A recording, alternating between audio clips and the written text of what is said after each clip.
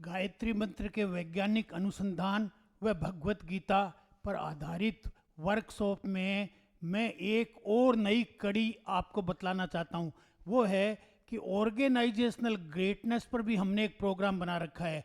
वो प्रोग्राम उन लोगों के लिए जो करोड़पति नहीं अरबपति बनना चाहते हैं।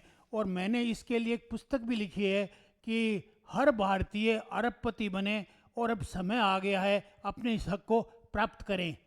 ओके, ये जो प्रोग्राम है ये उन लोगों के लिए है जो किसी बड़े संगठन को चलाना चाहते हैं, किसी व्यापारिक संस्थान को चलाना चाहते हैं। इस प्रोग्राम का नाम हमने रख रखा है लीडरशिप, ऑर्गेनाइजेशनल लीडरशिप प्रोग्राम।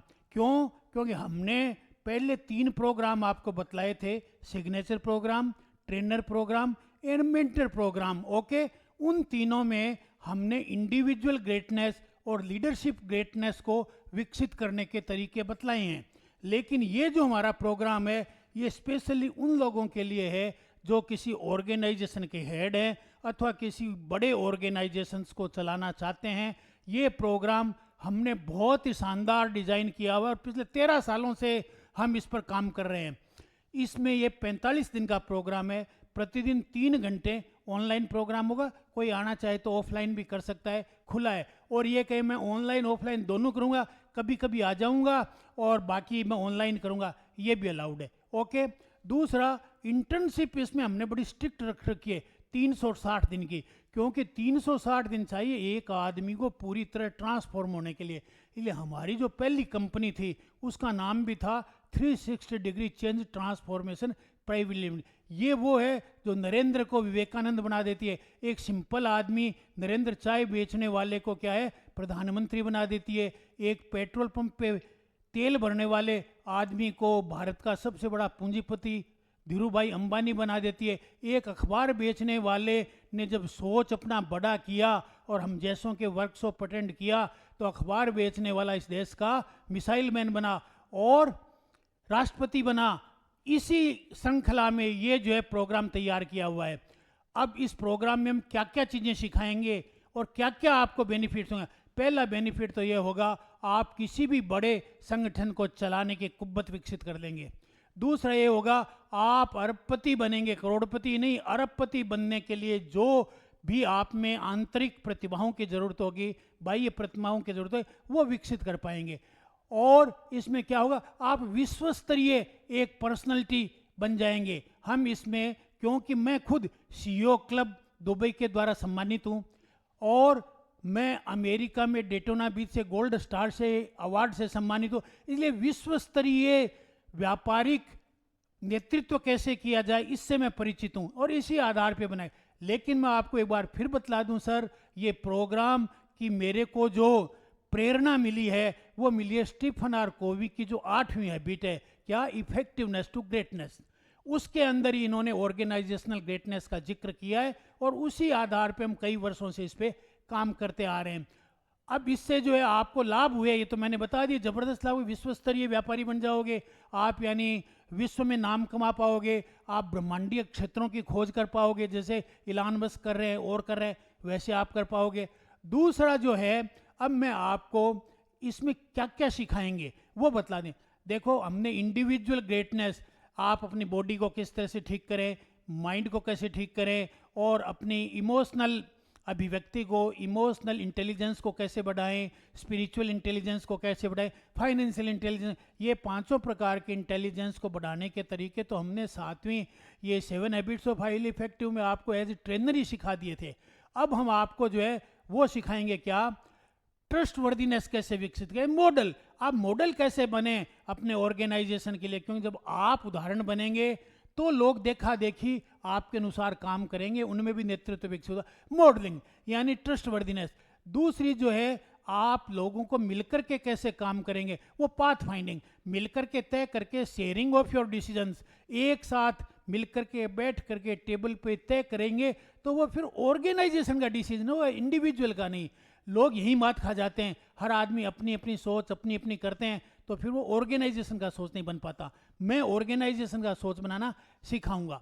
और इसके बाद में क्या, अलाइनमेंट, अकेले से कुछ नहीं होता, इसलिए पूरे सिस्टम को एक साथ जोड़ना पड़ेगा। कई औरों से अलाइनमेंट करना पड़ेगा, एक सिस्टम बनाना पड़ेगा, कर्मचारियों में जोश जुनून लाना पड़ेगा, पूरे सिस्टम को आपको जो है ना स्ट्रीमलाइन करना पड़ेगा। इसको अपन कहते हैं अलाइनमेंट। जैसे गाड़ी के 4 पहिए होते हैं ना, जो कार चलती है, अगर कोई पहिया साथ साथ नहीं चले, मनमर्जी करे, तो गाड़ी चलेगी क्या? नहीं चल पाएगी। तो उनमें जैसे अलाइनमेंट होता है, उसी तरह से अलाइनमेंट आपके ऑर्गेनाइजेशन में जरूरी है। और फिर सब मिलकर के जोश के साथ करेंगे तो क्या होगा, एक जबरदस्त एम्पावरमेंट, सामर्थ्य विकसित होएगी। तो ये 4 चीजें हो गई। इसके अलावा कुछ ऑर्गेनाइजेशनल भी बातें जरूरी है। वो ऑर्गेनाइजेशनल फैक्टर्स हैं, वो क्या है, इंडिविजुअल आदमी में नहीं है, वो ऑर्गेनाइजेशन की सामूहिक शक्ति जो है ना, सिनर्जी, वो विकसित करती है। उनमें पहला है क्लैरिटी। पूरे ऑर्गेनाइजेशन में क्लैरिटी होनी चाहिए, करना क्या है, इंडिविजुअल आदमी नहीं, ऑर्गेनाइजेशन क्या करना चाहता है। दूसरा, ऑर्गेनाइजेशन में कमिटमेंट कितना है, ताकि लोग विश्वास कर सकें। तीसरा, ट्रांसलेशन, जो काम ऑर्गेनाइजेशन करे वो जमीन पर भी उतारे, सिर्फ बातों ही बातों में नहीं रहते। उसके बाद इनेबलिंग योग्य बनाए अपने स्टाफ को, टीम को, और को ये नहीं कि ये मेरी क्या ड्यूटी है, ये करेंगे, मैं तो इनको तनख्वाह देता हूँ ना, अपने आप से नहीं, आपको इनेबल बनाने की ड्यूटी है कि आप उनको सुयोग्य बनाएं, आप उनकी परफॉर्मेंस को बढ़ाएं, आप उनकी योग्यताओं को बढ़ाएं। और देखो, ऑर्गेनाइजेशन को इस पर खर्चा करना होगा। आम आदमी तो इस खर्चे से बचना चाहता है, लेकिन ऑर्गेनाइजेशन को एक करना पड़ेगा। ऑर्गेनाइजेशन जो है वो बातें करनी पड़ती है जो इंडिविजुअल आदमी पसंद नहीं करता, ठीक है ना। जैसे टाइम पे टैक्स जमा कराओ, टाइम पे पूरा टैक्स दो। इंडिविजुअल सदैव कुछ न कुछ बचत की कोशिश करता है, लेकिन ऑर्गेनाइजेशन को करना पड़ता है। और ऑर्गेनाइजेशन अपने स्टाफ को एजुकेट करेगा, बढ़ाएगा। इसके अलावा जो है आपको सिनर्जी रखनी पड़ेगी। सिनर्जी, सब लोग मिलकर के एक सुर में सुर, मेरा सुर तुम्हारा सुर मिले, सबका सुर एक साथ, तो काम होएगा। और उसके बाद में अकाउंटेबिलिटी, हर व्यक्ति की अकाउंटेबिलिटी है, साथ में ऑर्गेनाइजेशन की अकाउंटेबिलिटी है। तो ये जो 6 बातें हैं, ये ऑर्गेनाइजेशनल फैक्टर्स कहलाती है। ये भी, इसके बाद में आता है कुछ डिसिप्लिन। हर व्यक्ति को ऑर्गेनाइजेशन में डिसिप्लिन रहना होगा, और ऑर्गेनाइजेशन को खुद को भी। तो सबसे पहले तो ऑर्गेनाइजेशन जो वाइडली इंपॉर्टेंट है कि ये काम तो करना ही है, ये नहीं करेंगे तो ऑर्गेनाइजेशन का अस्तित्व खतरे में आ जाएगा। ऐसे वाइडली इंपॉर्टेंट 1, 2, 3 काम हो, वो लेकर के उन पर पहले फोकस करना है, ठीक है ना। अत्याधिक आवश्यक जो कार्य है उन पे फोकस। दूसरा, स्कोर बोर्ड बनाना। जब तक स्कोर बोर्ड नहीं बनाओगे ना, शाम को ये नहीं कोई ऑर्गेनाइजेशन ने काम कर लिया, इस लड़की ने काम किया, इस आदमी ने, उनकी कोई मॉनिटरिंग नहीं करोगे, तो आप जानते हो बच्चे, स्कूल के बच्चे सड़क पे खेलते रहते हैं क्रिकेट, लेकिन कोई मजा नहीं। लेकिन जब वहां पर स्कोरबोर्ड लग जाता है और जब विसल बजा देता है रेफरी, उसके बाद में सीरियसनेस आती है। ऐसे ही आपके ऑर्गेनाइजेशन में कब सीरियस ना आएगी, जब आप स्कोर बोर्ड बना दोगे, भाई ये उद्देश्य, ये आपके पॉइंट्स है, रोजाना आपके पॉइंट्स जितने हो काउंट किए जाएंगे, और कोई देखने वाला है कि भाई देख रहे हैं लोग कि आप क्या काम कर रही हो, दिन भर में क्या काम कर रहे हो, वो काम लोगों के सामने दिखता रहना चाहिए, स्कोर बोर्ड रहना चाहिए, ताकि आपको भी विश्वास रहे हमने कर लिया ऑर्गेनाइजेशन में।